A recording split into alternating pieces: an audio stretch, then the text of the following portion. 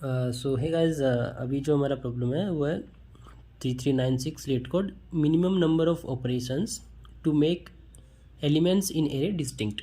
Okay, हमें minimum number of operations बताने हैं जिससे कि एरे के अंदर जो एलिमेंट्स है वो सारे डिस्टिंक्ट हो।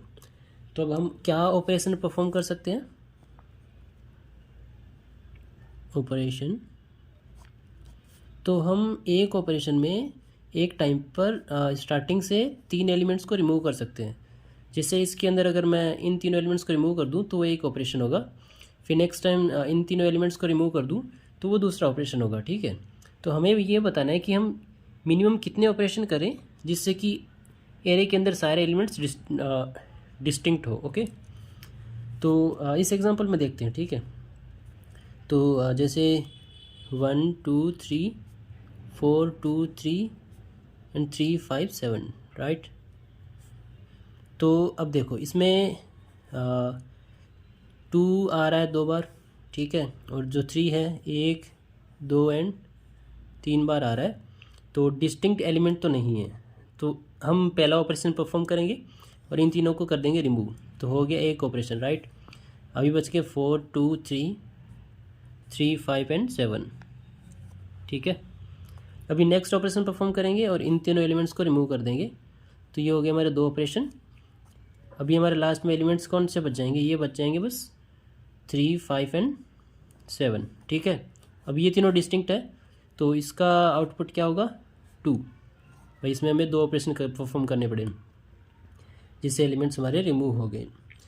अब देखो इसमें लॉजिक क्या है कि हम ट्रेवर्स करना स्टार्ट करेंगे लास्ट से ना, 1 2 3 4 2 3 3 5 7। हम यहाँ से स्टार्ट करेंगे, ये देखेंगे कि सबसे पहले हमें कौन सा कैरेक्टर मिल रहा है जो कि डुप्लीकेट है।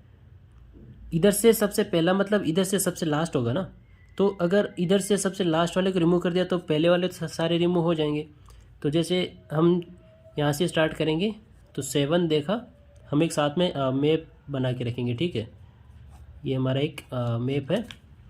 अभी ये एम्प्टी है, मैंने देखा 7, यहाँ से ट्रेवर्स करने स्टार्ट किया तो देखा कि 7 मैप के अंदर नहीं है, तो इसको हमने मैप के अंदर इंसर्ट कर दिया। अब गए नेक्स्ट इंडेक्स पे 5, तो 5 देखा अभी तक नहीं आ रखा है, 5 को भी इंसर्ट कर दिया।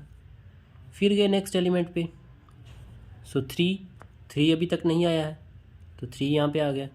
अब फिर नेक्स्ट गए, अभी देखा कि हाँ हमें 3 मिल चुका है ऑलरेडी, क्योंकि 3 यहाँ पे आ चुका है। तो हम अगर इस 3 को रिमूव कर दिए तो इससे इधर जितने भी डुप्लीकेट्स एलिमेंट आ रहे हैं वो सारे रिमूव हो जाएंगे, है कि नहीं? क्योंकि हम पहले इन तीनों को रिमूव करेंगे फिर इन तीनों को रिमूव करेंगे, तो ये सबसे लास्ट में रिमूव होगा डुप्लीकेट एलिमेंट ना। तो हमारा मेन मोटिव होगा कि पीछे से ट्रेवर्स करने स्टार्ट करेंगे, जो सबसे पहले हमें डुप्लीकेट एलिमेंट मिलेगा उस इंडेक्स पर रुक जाएंगे। उस इंडेक्स पर रुक गए तो इसका इंडेक्स कौन सा है? 0 1 2 3 4 एंड 5, ठीक है। क्योंकि हम जीरो बेस्ड इंडेक्सिंग यूज़ कर रहे हैं तो हमें क्या करना होगा, इस इंडेक्स ये 5 है तो इस इंडेक्स में एक एक्स्ट्रा एलिमेंट ऐड करना पड़ेगा फॉर द 1 बेस्ड इंडेक्सिंग, ताकि हमें ये लेंथ पता चल जाए। ये लेंथ कितनी होगी? ये इंडेक्स प्लस 1 मतलब ये 6 है, ठीक है। तो यहाँ तक पहुँचने के लिए हमें कितने ऑपरेशन करने पड़ेंगे? तो ये लेंथ डिवाइडेड बाई 3, क्योंकि एक बार में हम 3 एलिमेंट्स को रिमूव कर रहे हैं, राइट।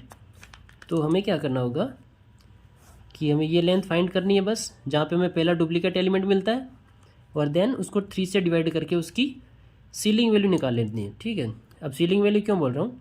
क्योंकि सपोज़ करो हमारे पास यहाँ पे एक एक्स्ट्रा 1 होता है यहाँ पे ना, तो इस तक पहुँचने के लिए हमें कितने ऑपरेशन लगते हैं? पहले इन तीनों को रिमूव करना होता, स्टार्टिंग वाले 1 1 2, फिर 3 4 2 को रिमूव करना होता, 2 ऑपरेशन। लेकिन ये अभी तक बच गया ना, तो इसके लिए एक एक्स्ट्रा ऑपरेशन करना होगा जिसमें हम ये 3 एलिमेंट रिमूव कर देंगे और फिर हमारे पास सबसे लास्ट में 7 बच जाएगा। तो इस केस में हमारी जो लेंथ है वो 7 हो रही है, तो 7 डिवाइडेड बाई 3, जो कि हमें 3 लेना होगा, ये सीलिंग वैल्यू। तो आई होप आपको समझ में आया होगा। हमें बस कुछ नहीं करना, पीछे से ट्रेवर्स करना स्टार्ट करो, जहाँ पे पहला डुप्लीकेट एलिमेंट मिल जाए वहाँ पे रुक जाओ और उस लेंथ को फाइंड करके बाई उसको 3 से डिवाइड करके उसकी सीलिंग वैल्यू आउटपुट कर दो, ठीक है। So okay, thank you.